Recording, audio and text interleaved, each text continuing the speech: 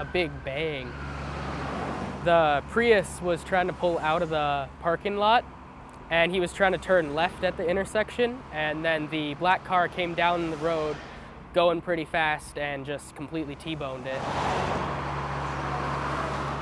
When you're driving, you have to wait for your turn, even though it's 4 ways. Yeah, that was gut-wrenching, you know? It was really disturbing, honestly, because we saw him get dragged out of the vehicle, and he had blood on him. They were unresponsive, and they had him on the ground doing CPR, and then probably a minute or two later, the paramedics arrived and declared him dead.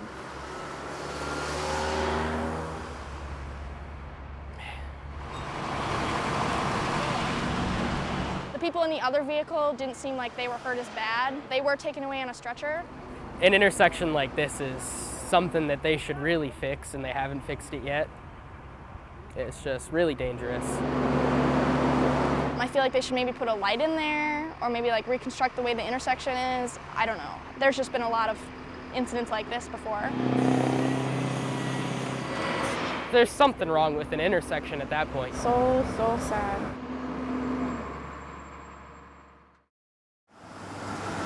Wayzata dressed itself in blue, both color and mood. Everywhere you go, people are talking about it. Why?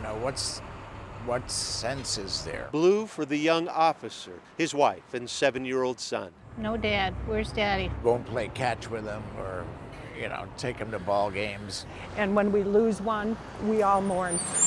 Blue, the backdrop for the hurt. This is St. Bart's School. Now bringing Wayzata together. Every single one of these cars is filled with people who puts their life on the line to keep us safe. Lindsay Cook and daughter Addie. That's why so many people are sad, because we respect them so much. Streetside. Thank you. With the entire student body at St. Bart's Catholic School. Are you about to cry? Yeah. The same students who put down pencils last Friday when they heard sirens. We just knew all we could do right then and there was pray. Now helping to write Officer Matthews' ending. From Wilmer, from Zambroda, they're coming from all over. There's no words. Maybe do a sign of a cross as he goes by to bless him. Officer Matthews was close friends with none of the people from whom you've heard in this story. Yet he was somehow all of theirs. It is so sad. Now, back to their classrooms and jobs. Blue. And forever touched. We'll pray for him tonight. We'll pray for Wayzata.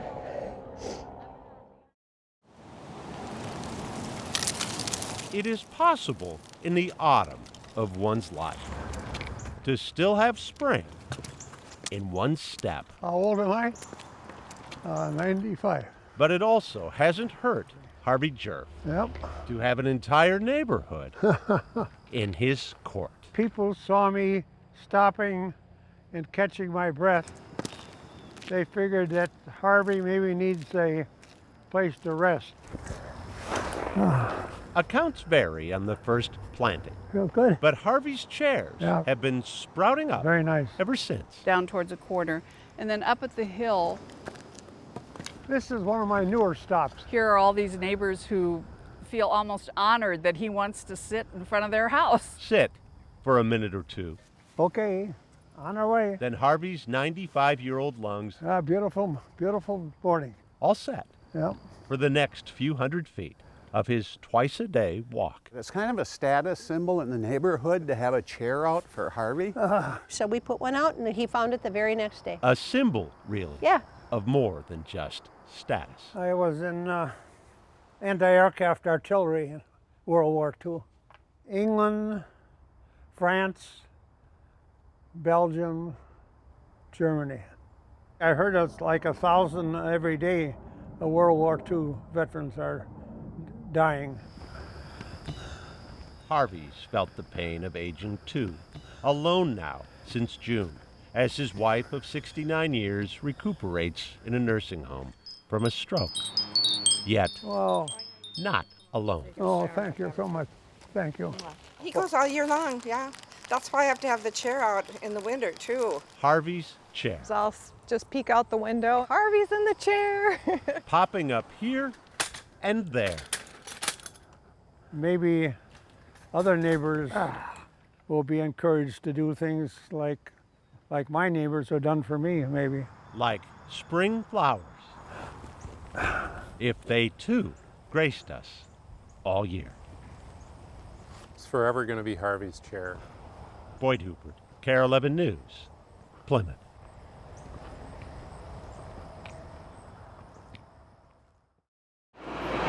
Get a splinter in your pinky toe while walking to your root canal, and you could still be having a better time.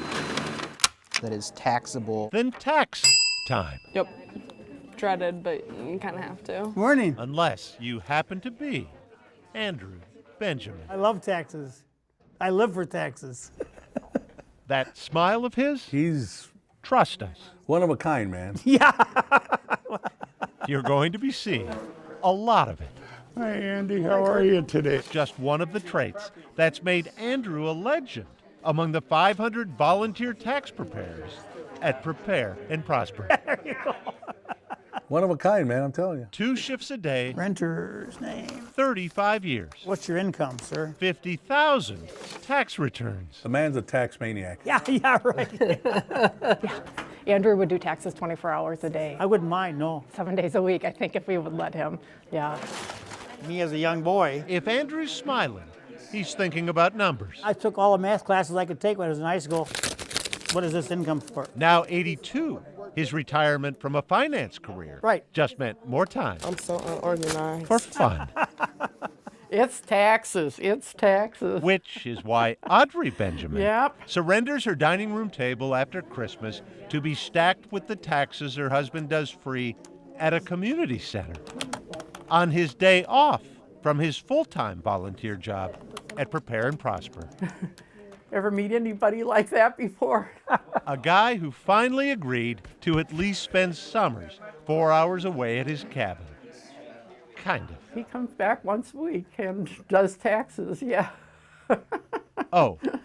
Yeah. And that time 2 years ago, Pardon me? Andrew had lung cancer? No, I never stopped. Except when the 19 days was in the hospital. The cancer he survived. But those 19 days without taxes nearly killed him. Yeah, right. If you're wondering where on earth a man finds such drive, you might have to look a little higher. Hallelujah! Hallelujah! That tax time and Easter Forever! arrive together may be coincidental for some, Hallelujah! but not Andrew. It's part of what Jesus told us to do, is to help others who are less fortunate than we are. See those cutout piggy banks on the Prepare and Prosper walls? That's what qualifies as extravagance for the people receiving the refunds Andrew and the other volunteers help get them. I did a return for a single mom. She made $25,000. And yet this woman bought a house. The purity of his love for taxes and for math and for volunteering and being of service. You don't come across that in everybody every day. Is that a corporation then? The man in love with numbers has dedicated his life to not treating people like one. Thank you very much, Thank you, sir. Andy, and you Pleasure have a to do great business day. with you. You too. God bless. Right, you take care. Boyd Hooper. You too. KARE 11 News, St. Paul. I was glad to meet you, Well, Andy. I'm glad to meet you too.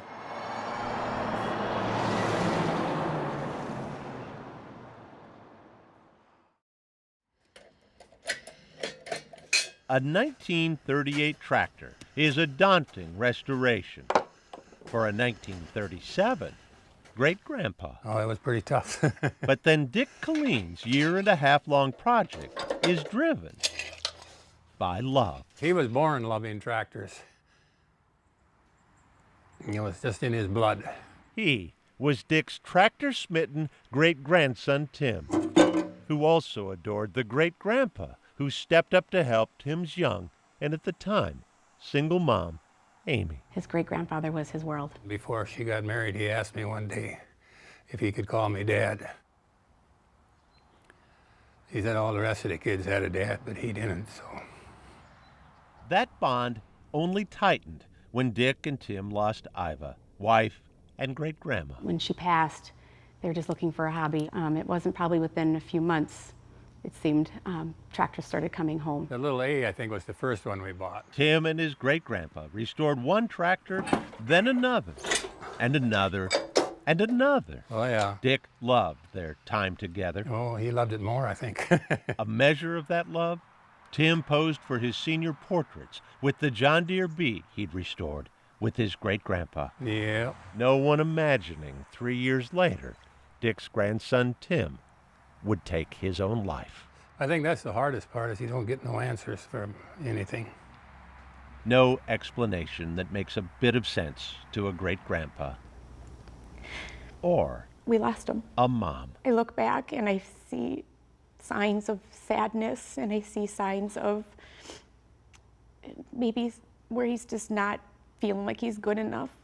And I wished I would have asked more questions and just hugged him more and told him I loved him more than I did. And I told him that all the time, but I wished I would have told him more. Amy worried the grief might be too much for her 80-year-old grandpa. It's still hard. But Dick leaned on what he knew. Well, I'm trying to get it to go together. The Alice Chalmers B, now filling a stall in Dick's garage, was a roadside junker Tim had eyed for restoration before he died. So bought it, and here we are. Here, after 18 months of Dick's tedious work. Restore that one last tractor, do that one last thing. Here, Yeah. but not for long. Is it a tractor? This would be a first for us, absolutely a first. Sean Haynes' 15-year-old daughter Alyssa took her life too. After which he founded Stomp Out Suicide, the organization to which Dick decided to donate his tractor. I gotta give you a hug, sir. Oh, nice to see you again. It's good to see you. All these people ahead, look at that.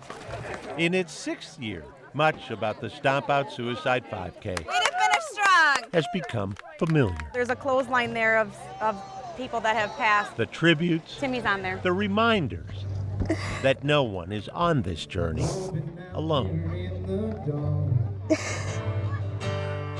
The sun will rise tomorrow. But amid the gift baskets and baseball tickets at this year's silent auction Very nice. stands a great-grandpa with a gift to his great-grandson wrapped in Alice Chalmers orange. This is for Tim. Everybody line up. Remember Timmy. Dick Colleen's final restoration is a tractor pulling heartstrings. Thank you. I love you. Boyd Hooper, KARE 11 News, This is for our Timmy. Wyoming. Yeah.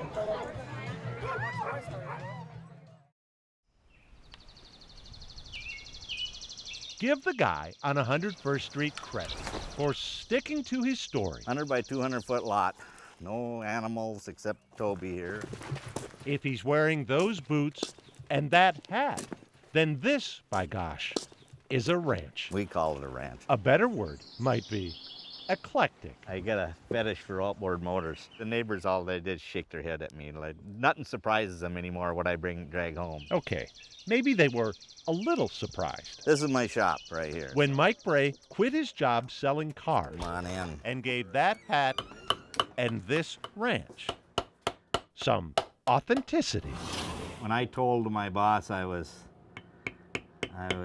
gonna quit and do this here, he thought I was nuttier than a fruitcake. Nearly 20 years have passed since this horseless cowboy drove a camper to Kansas to learn from a master leather artist. I just knew he could do it. Wren Bray supported her husband's pursuit of a crazy dream. This I'm making a headdress that carried him from passion to profession. The finished product is gonna be right here. Artist, Native American saddle maker, come up with this. Entrepreneur. Barbed wire always sells. If something don't sell, throw barbed wire on it and it usually moves. Just don't try to buy the Marines. This one. This is a saddle I built in 2011. I call it the Tribute to the Troops. The waves. A year and a half spent carving. Rosie the Riveter. Then Mike began carrying his saddle. In God we trust. To honor veterans at events near and far. Right here. Army Special Forces. Never kept track of my hours. I just look at it this way. It's nothing compared to what the hours our men and women are serving. Then again, last year, inspiration struck. This one is called Honor the Badge. As Mike began work on a saddle to honor law enforcement officers too. My idea was to get police badges from all over the state. Police, the military, and in between, a third saddle. This one I call the Saddle of Hope. Mike's tribute in leather to those who've battled cancer hit close to home after his neighbor Chloe Fruth, a champion barrel racer, was taken by cancer at 16. So then I asked her mother what Chloe's favorite saying was, and she gave me that. Crafting a single leather flower takes patience. Crafting more than 1,500 flowers for a single hope-filled saddle takes something deeper. You asked which was my favorite. I think this one is here. Someone I love needs a cure. I was diagnosed with colon cancer at the age of 42. Wren's cancer was tough on Mike. Just give me a minute. It's the not knowing of if it's going to go away or not, or what's going to happen. I'm supposed to be this big tough cowboy that cowboys don't cry. But cowboys do, occasionally, need some time alone beneath their cowboy hats. Once you have it, that never goes away. Now cancer-free, Wren too has her symbol on her husband's saddle of hope. Yep, we survived. The ranch that isn't. The horses that aren't. But what is true under that hat is the cowboy's heart. Boyd Hooper, KARE 11 News, Monticello.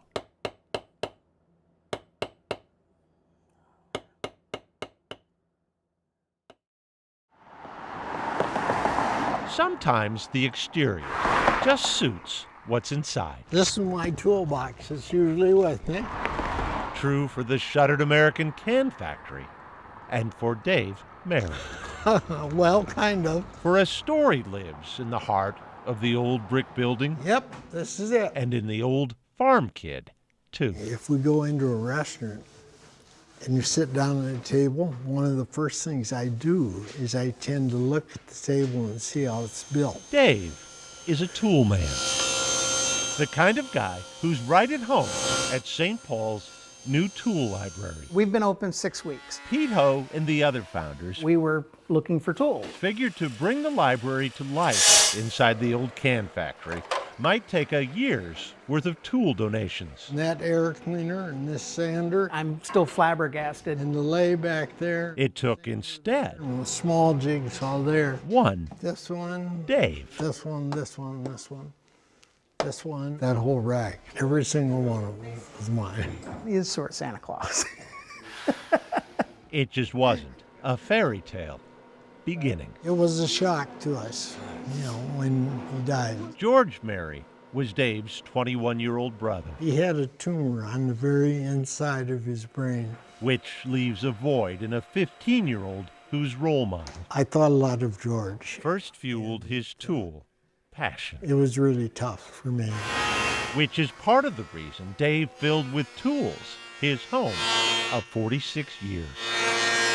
It just meant a lot to me to do something with wood and know that George would have done it too. Also, part of the reason it was so difficult when the declining health of Dave's wife, Annette, made necessary the couple's move to assisted living with no space for Dave's tools. My parents lost so much in the last year and a half that we just really didn't know how to help him lose this too. The solution came literally from out of the woodwork. This is his workshop now. This is his place to do his thing. Doing it real lightly. The tool library didn't just get Dave's tools. It got Dave. See, that's almost perfect. Almost every time we're open, Dave's here. So how are you going to finish the material then? That's Dave helping Joe Williams with his picture frame. So you've got them up where you want them. And Dave helping Allie Jones with her table. Are you thinking of a shelf? The same way George used to help his kid brother. He would have loved it. I'm just sure of that. The old factory, the library, Yep. the tool donation. Yep. All almost too good Yep. to be true. It's really important to him, more than I ever knew. So now you can feed him through here. Dave's tools are now building his legacy. One more little bit. It is his dream, and it's a dream he thought was dead, and now it's not. Boyd Hooper, KARE 11 News, St. Paul.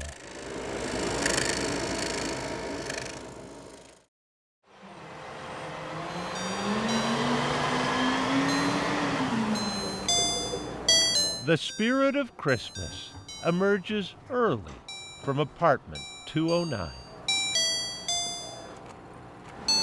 Just ask what kind of day Michael Gore expects. A good day. A good day, always, when Michael is headed to his favorite place.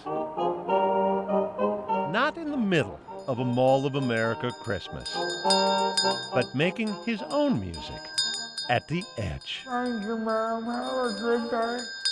Salvation Army bell ringing started on November 18th.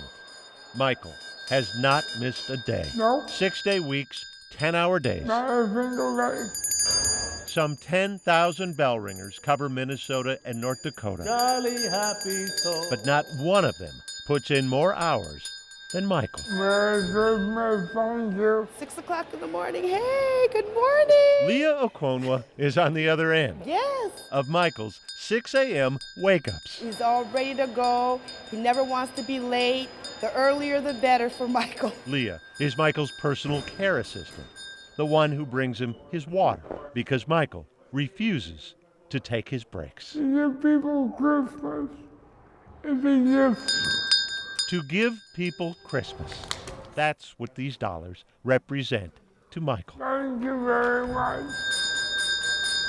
Born with cerebral palsy, legally blind, denied an education past 4th grade. They didn't know how to teach me. They didn't know how to teach him. I just stayed home. But Michael isn't staying home anymore. Merry Christmas. The Salvation Army mans its kettles 10 a.m. to 8 p.m., Monday through Saturday.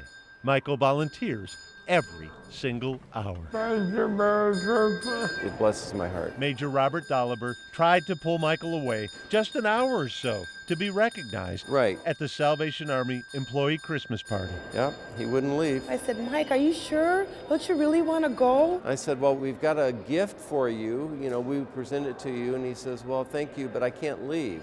Notoriety is nice, but helping is better. Notoriety is nice, but helping is better. Michael received his gifts of a scarf and a cap only when Major Dolliver hand-delivered them. And he says, you know, this is the best Christmas present you could give me, was letting me ring. Thank you very much. You're welcome. Merry Christmas.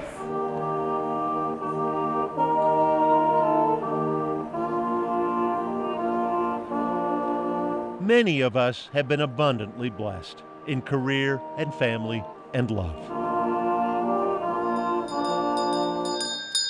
But a 67-year-old who's lost most of his sight and not walked a day in his life is still beyond grateful. Because I'm alive.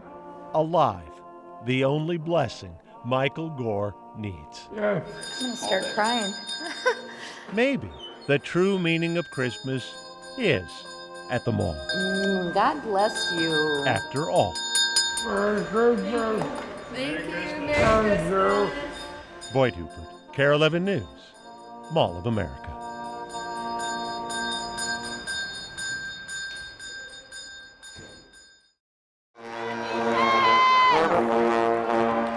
Opening round, Boys State High School basketball tournament.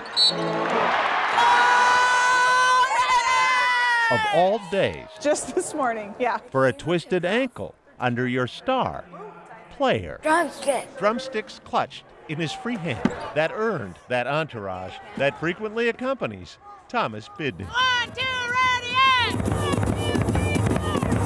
and... The rock star status afforded an 8-year-old when he's playing in the Jackson County Central High School Band. Thomas is like a real inspiration to our whole school. And why wouldn't he be? When the little drummer boy couldn't have started life much tinier. The nurse looked at me and said, I think it's time to baptize him if that's what you want to do. Too little blood flowing to Thomas's brain before he was born. Nearly a year in the hospital after. How rough it was. Thomas's parents knew their son Here we go. would face cognitive challenges. Here we go. School's tough. Challenges his twin sister will never know. But then Thomas's parents started noticing this. He has the beat. Yep, he knows the beat. That's Thomas drumming the national anthem on the roof of his toy barn. Until we got him a drum. Fast forward to last Christmas morning. At first we just thought he was playing, and all of a sudden I said, Mike, he's playing the school song. Yep, that school song. Thomas was soon playing with the high school band after his mother emailed one of his videos to the band director. I just said, hey, why don't you come join us? Erica Colby thought Thomas might be up for the Husky school song. But no one expected him to learn the band's entire playlist. I'm a freshman this year, so I didn't really know the songs that well. He starts playing all the songs perfect, and we all just kind of look at him like, really? The same schoolwork that's so hard for Thomas comes as easy to his twin sister Julia as a sip on that cool drink. But Julia can't do this. I always wanted him to have something that was his, that he was good at, no matter what it was. Here we go. That he could just kind of fit in and be part of something, and I think the band is it. To think how their son's life started. It makes you feel good. To think where he's standing today. Oh, yeah. Sprained ankle and all. Thomas Bidney is beating expectations. Boyd Hooper, KARE 11 News.